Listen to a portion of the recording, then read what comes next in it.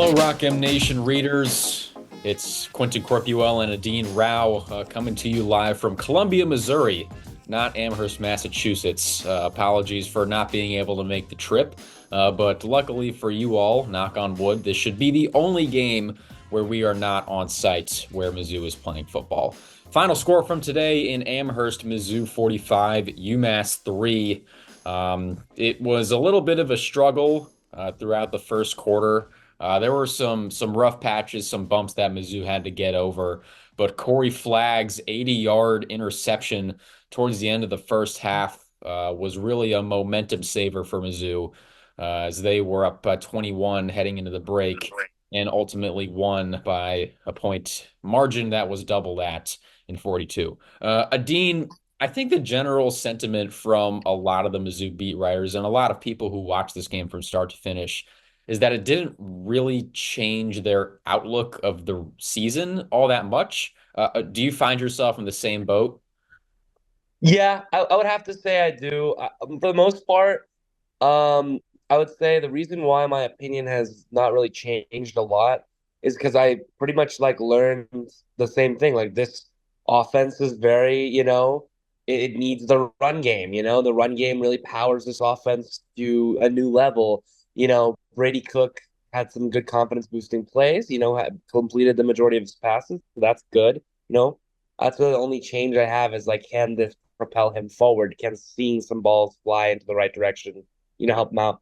But overall, not really. I don't really have my outlook of the season changed. I disagree with a lot of guys on the Missouri beat about the viability of this kind of game being at this point in the season. Just like feeling like, usually in the SEC they treat these kind of games as like not to discount like New Mexico State last year against Auburn, but like a late bye week. That's not a bye week. So did they really need it? I don't know. A win is a win always, obviously. Um, but yeah, I didn't find myself learning anything about this team today at all, really. Yeah, that's understandable. Mizzou entered this game as about four touchdown favorites and won by 42. Brady Cook, as you said, pretty efficient day, only four incompletions. Didn't really test the deep part of the field until later in his outing before Drew Pine and the rest of Mizzou's backups entered the game in the fourth quarter. There was a nice back-to-back sequence of plays. Brady Cook found Brett Norfleet on a deep pass over the middle that went for 36 yards. And then it was deja vu all over again on the next play, where he found Norfleet from 8 yards out for a touchdown. So that was in a sense encouraging. The aerial attack wasn't too consequential today. Mizzou made most of its money on the ground. Marcus Carroll stepping in for what we found out in the middle of the game was an injured Nate Noel, per Eli Drinkwitz. His back, quote unquote, locked up on him on the flight or on the trip rather to UMass, which is pretty unfortunate. It was definitely a weird set of circumstances to start the game because Noel was in full uniform and he was going through warm-ups only for him to not play a snap. But thankfully for us, we got an answer, and hopefully for him, it should not be too much of a nagging injury down the line. But Marcus Carroll with a hat trick of rushing touchdowns. He filled in really nicely for Nate Noel today, which included a 35-yarder. Hadn't really seen Marcus Carroll break a lot of explosive runs. That has mostly been Noel's forte, and Marcus Carroll would come in short yardage situations, especially around the goal line. But the offensive superstar today was Luther Burton. Unfortunately, he went out later in the game, took a huge hit after a ball went off of his hands. That was a little high for Brady Cook, and he got rocked by a defensive back. Went into the injury tent. It looked like his shoulder was bothering him. Again, hopefully that's nothing incredibly serious. And especially in games like these, like we've already talked about, Adeen, I would like to get out of there as healthily as possible. Um, and it sounded like Burton was going to be okay from people who were there. But Luther Burton, 127 yards on just seven touches, including a 61-yard rushing touchdown on the second play of the game. What'd you like about his performance today? I thought that again, understanding the context of this game, I can understand why he had a good game and he had some big plays. But again, like you want to see a player like that get more involved in the offense going forward. I want to see him getting the touches like he is one of the top players in the country because he is. A teams in college football we see that are winning these games, like that are winning in the end, in these tight games, are relying on their star players. Uh, they're headlining their team for a reason. They're the best players in their team for a reason. So utilize them. So he did the most with what he was given, and he had a great game. But I also want to see in the future that he gets the ball more, utilize his talent because this kid is an absolute demon after the catch. The moves he makes, the how shifty he is, I have not seen it. It's very rare in college football that you find players like that. And I want to see his ability after the catch to be used more. You talked about his injury. It looked like a shoulder. Pray that it's not a collarbone because that's way worse. Um, you know, don't mind the decision to throw it to him in that situation. Like a lot of people are saying it's a hospital pass. I think the only hospital aspect of it was that it was high.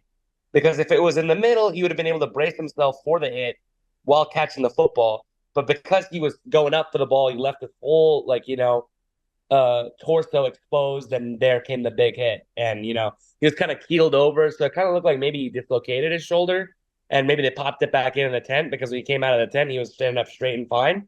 So hopefully they avoided something there. Obviously, anyone who watched Luther last year knows that some injuries you might think, oh my god, like this guy is out for the whole season, and then he's back out like the next series.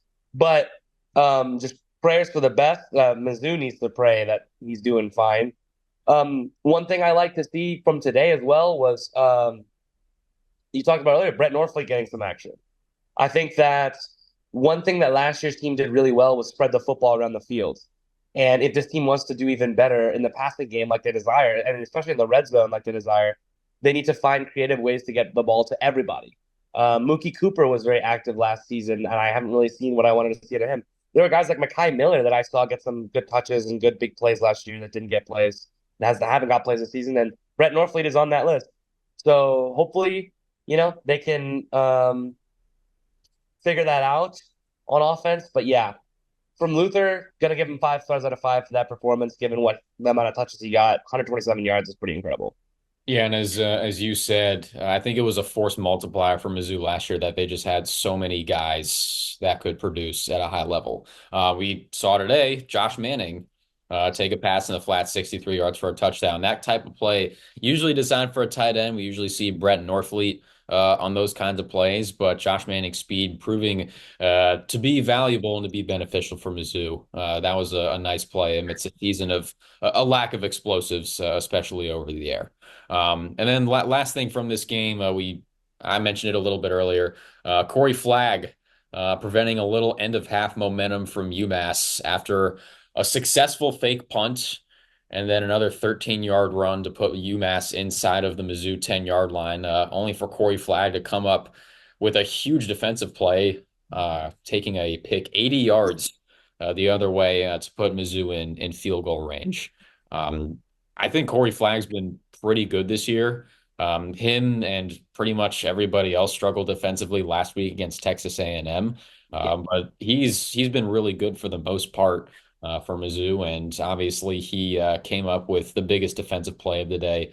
Plus, later in the game, his younger brother, Caleb Flagg, who has been talked about very highly since fall camp, obviously was the defensive MVP in the spring ball game for an interception he had during that. He forced a fumble in the fourth quarter that was recovered by Shamar McNeil. So a really good day for the Flags, especially amidst the defensive performance that saw a handful of busted coverages. And as you said, Adeen, I believe a sack adjusted yards per carry of 5.1 for Mizzou's run defense. Obviously, they were opportunistic and they created a couple of takeaways. But what did you see, I guess, from Flagg's interception and from the defense as a whole? Make no mistake, that's the one thing that I think needs to be addressed even after this week. And I think they will see it in the film. The defensive line in particular, in the run game, is not doing a stellar job of plugging holes and forcing tackles for loss. I believe they didn't have a single rushing tackle for loss this game.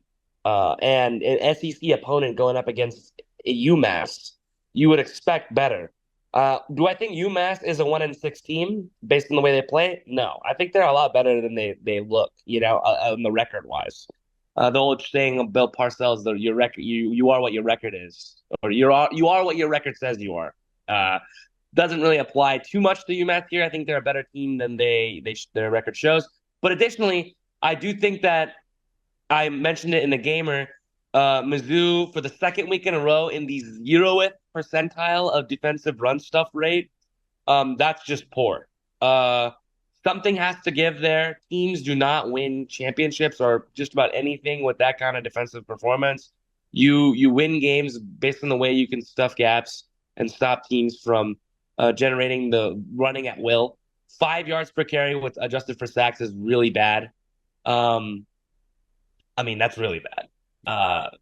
But also 39 yards on one carry from a fake punt. Does blemish those stats a little bit, I will acknowledge. But you would like to see them do a lot better in that department in particular. Also, their havoc rate, which is, something that Corey Batoon's defense was doing very well with in the first couple of weeks this season and given a lot of people encouragement, not up to par the last couple of weeks, even in this game. So just something to look at there. Yeah, definitely. I think we go back to the idea of gap integrity. That's something the players and coaches talked a lot about last season. It's a big part of why they were able to achieve so much success on the defensive side of the ball in 22 and 23 is because they were able to, as you said, plug holes in the run game and prevent explosives on the ground. They just haven't been able to do that as effectively this year. So hopefully for them, that gets fixed next week against Auburn. It'll be homecoming. Super excited for the festivities and super excited for the game.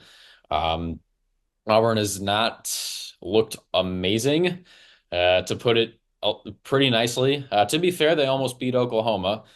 But then to also be fair, Oklahoma is currently getting trounced by Texas. And Texas is sort of in the class of team that Mizzou aspired to be and still, I guess, fully intends to be by season's end. So, Adeen, just quickly before we get out of here, what are some things you're going to be looking for next week when Auburn comes to town? Being able to stop the run for 100%. Auburn is a team that's had its woes at the quarterback position this season as far as finding a solidified signal caller for sure. So they're going to be leaning on their run game a lot. So can the Missouri defense stop the run? And can the offense find some rhythm, They had some big plays, explosive plays, which was great. I think this was one of the first games that they were above the 25th percentile in explosive play rate. So lot to unpack there. But yeah, explosive plays on offense. But if not explosive plays, stick to what you're good at. They're good at running the football. They're good at getting chunk plays in the run game. If that's what's working out for you, then keep it going. You don't care how you win the games in the SEC. You just win the games. And but if they want to win the games in the SEC, you're going to have to stop the run. You're going to have to stop the run. You can't do what you did against A&M, where they pretty much had their way when it came to moving the ball down the field efficiently.